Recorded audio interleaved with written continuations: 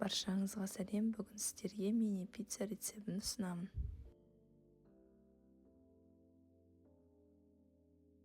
Бізге керекті ингредиенттерді видеода және төменде жазып өттім.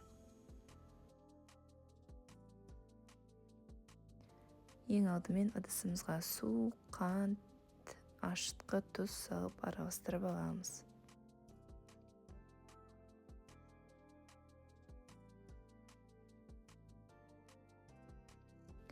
Енді електен өткізілген ұнымызды қосып, жұмсақ қамыр елейміз.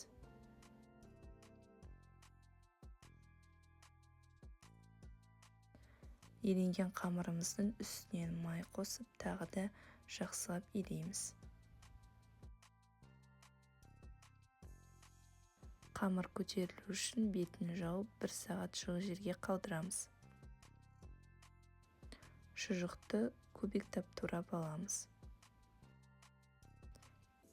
Мен ірімшікті кубиктеп турап алдым. Сіздерге ыңғайлы болса, теркадан өткізуге болады. Көтерілген қамырымызды бөлшектерге бөлеміз. Менде 12 бөлшек шықты.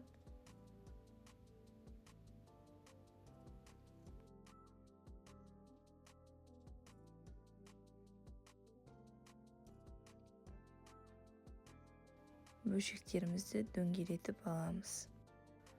Қамырымыз жабыспас үшін қолымызға сұйық май жағып жұмыс істейміз, сонда сіздерге оңай болады. Алынған бөлшектерден мини пицца көлемін қолымызбен осылай видеодағыдай басып жасаймыз.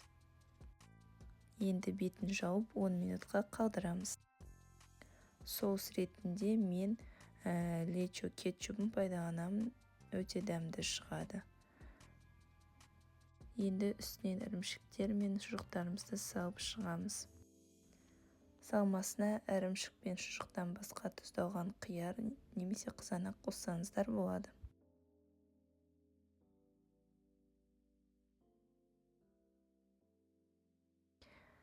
Шеттеріне жұмыртқаның сарыуызын жағып шығамыз.